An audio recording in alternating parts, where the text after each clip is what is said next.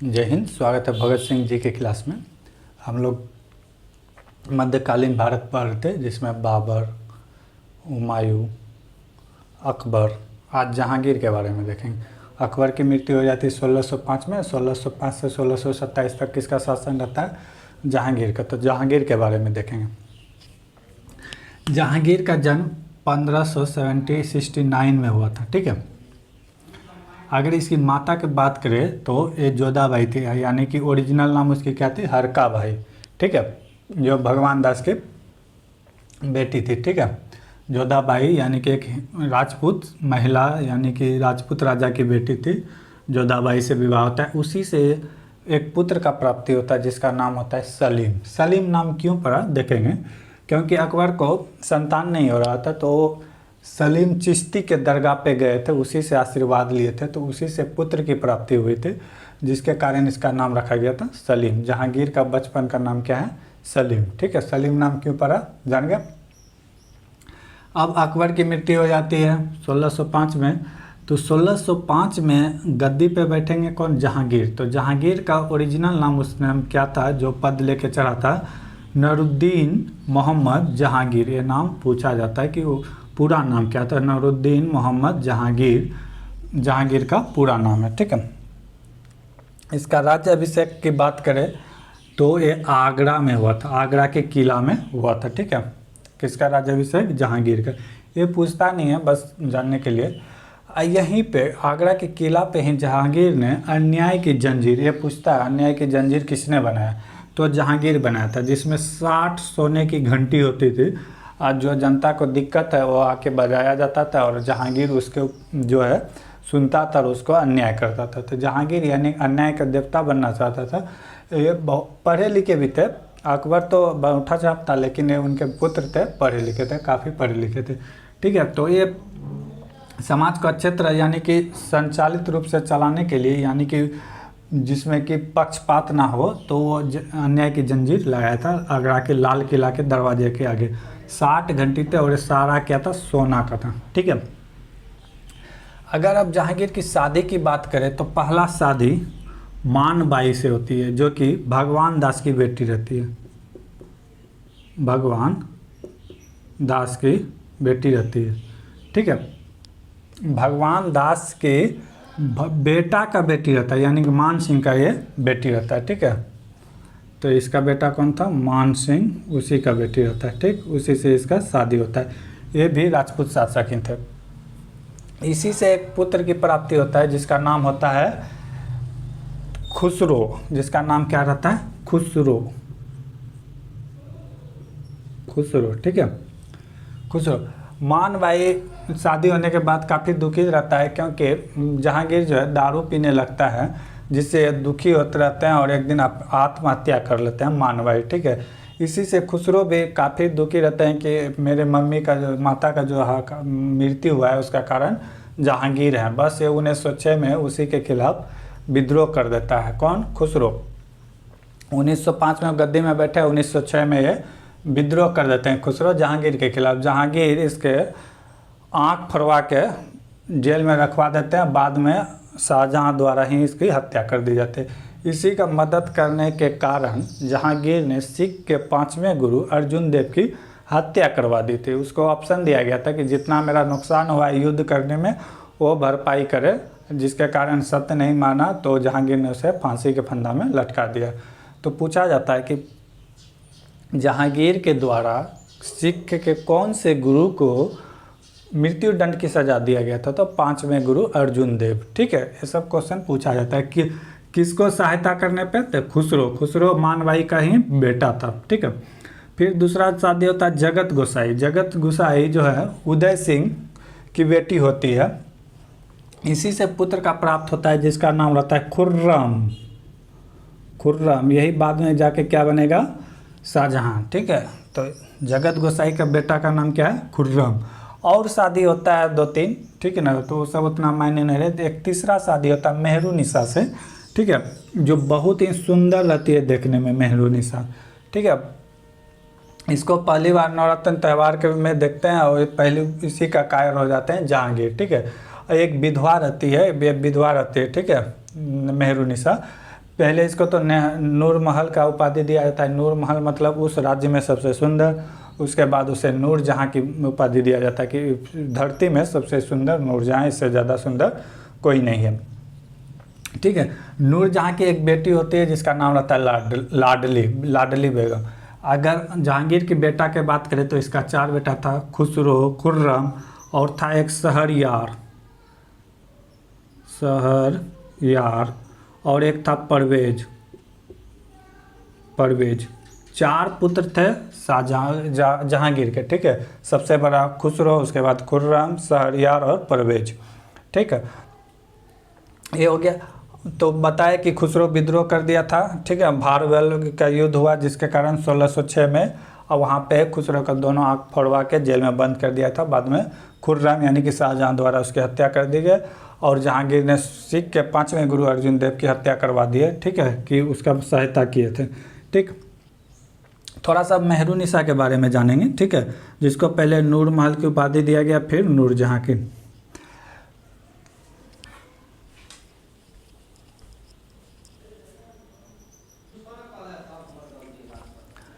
मेहरुनिसा पहले नूर महल, उसके बाद नूरजहाँ का उपाधि देता है। ठीक है।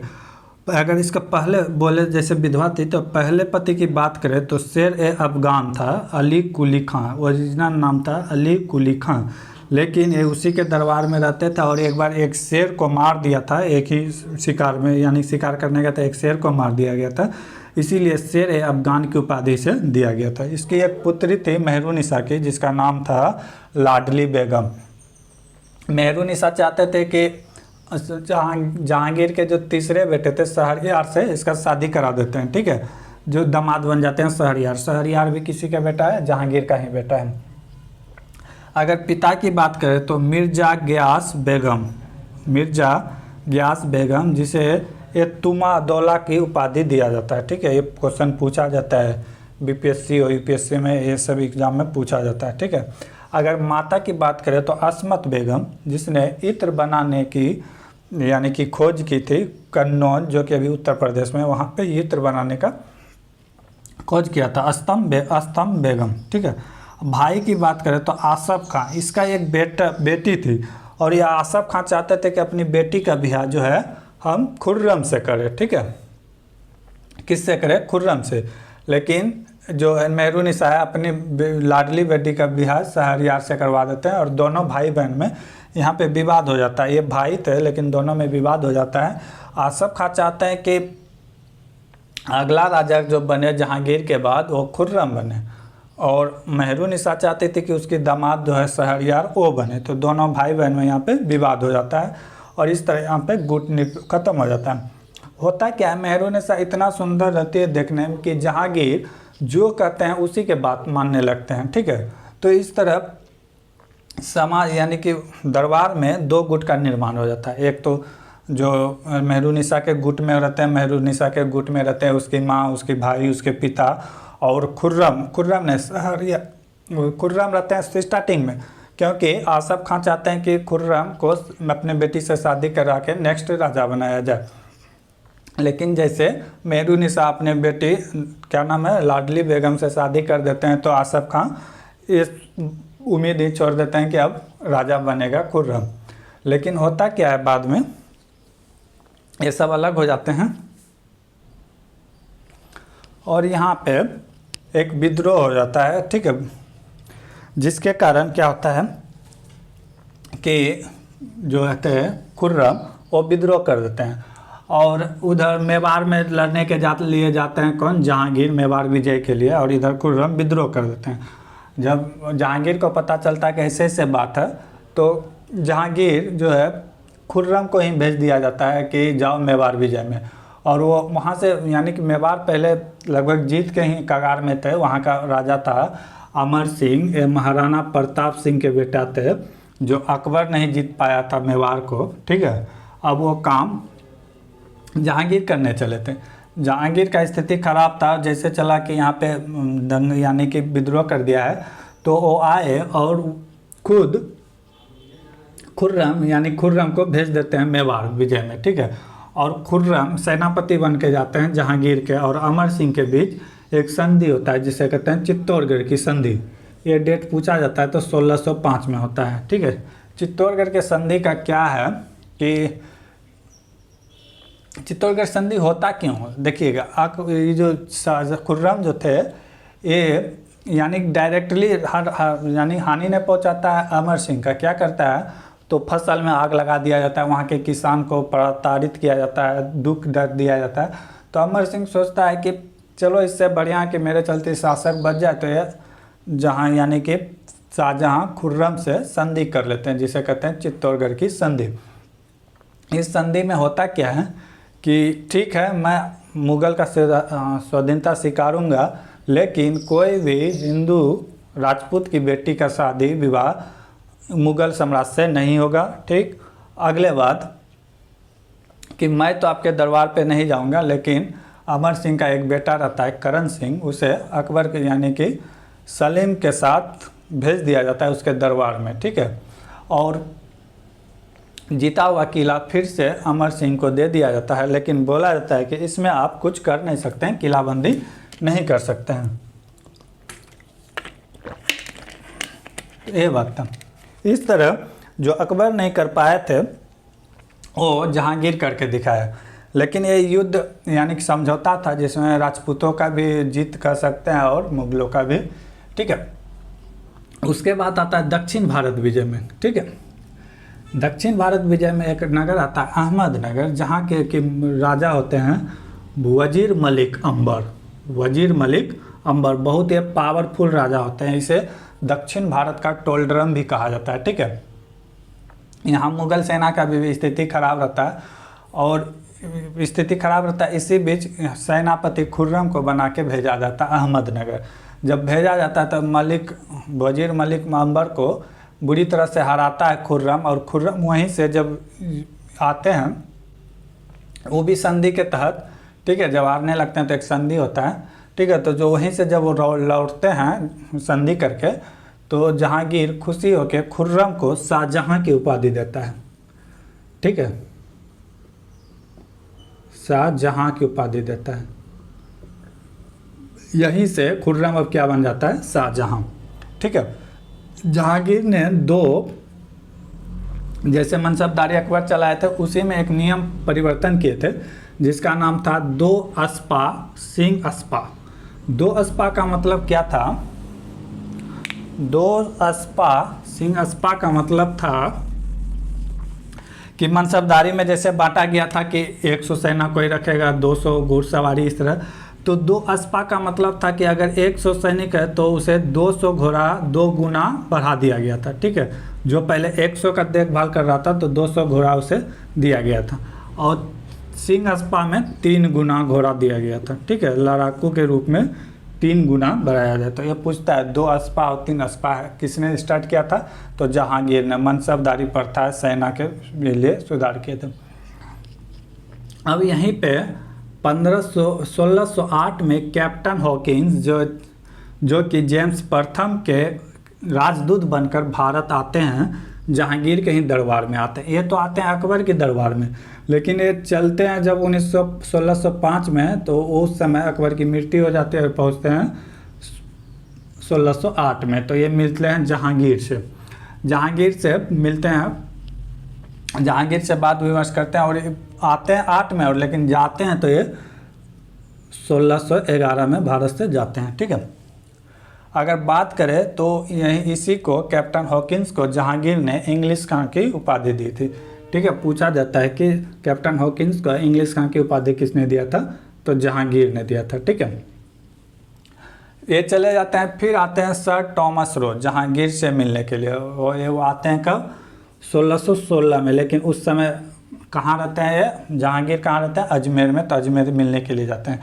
इस तरफ क्या कहते हैं, जहांगीर तो युद्ध लड़ रहे थे, लेकिन उधर से मध्य एशिया से कुछ कुछ राज्य छूटते जा रहे थे, जैसे काबुल ताबुल, ये सब छूटते जा रहे थे। ठीक है, अगर जहांगीर की चित्रकला की बात करें तो इसे स्वर्ण युग कहा जाता है। स्वर्ण युग कहा जाता है क्योंकि चित्रकला का स्टार्टिंग तो अकबर के समय हो ही रहा था, लेकिन जहांगीर के समय चरम सीमा पे था। ठीक है, तो उस्ताद मंसूर जो थे, दो फेमस थे, एक उस्ताद मंसूर, एक अबुल हसन।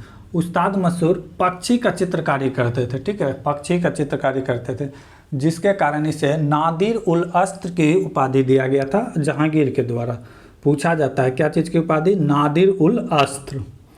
और दूसरे थे अबुल हसन। अबुल हसन जो थे ये व्यक्ति के चित्रकार बनाते थे और बेहतरीन बनाते थे, और इसे दिया गया था उपाधि नादिर उद जमा।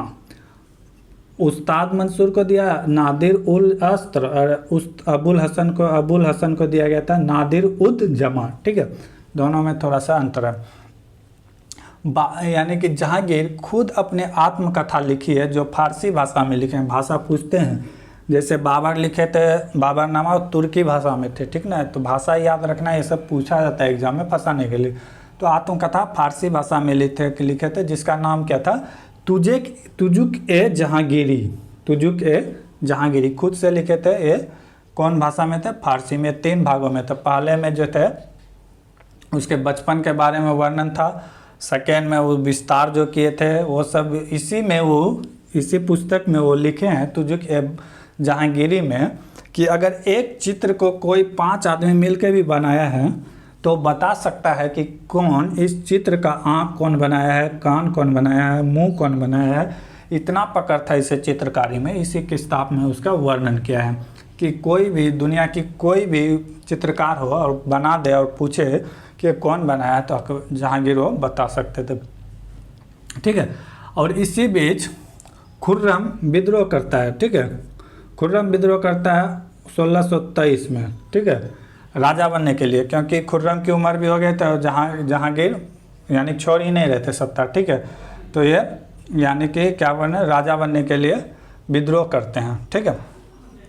लेकिन इस विद्रोह को महावत खां द्वारा भेज के यानी कि महावत खां के द्वारा इस विद्रोह को दबा दिया जाता है। फिर मार्च में महावत खां खुद विद्रोह कर देते हैं जहांगीर के खिलाफ, लेकिन एक भी विद्रोह सफल नहीं रहता है। पूछा जाता है कि कौन कौन जहांगीर के खिलाफ विद्रोह किया था, तो पहला तो कर दिए थे खुसरो 1606 में, फिर कर दिए खुर्रम 1623 में, फिर महावत किए थे मार्च 1626 में, लेकिन कोई सफल नहीं हुआ था।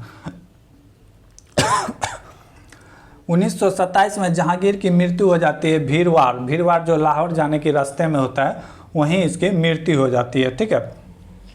जहांगीर के मृत्यु हो जाती है। जहांगीर के अगर मकबरा का बात करें तो ये लाहौर में है।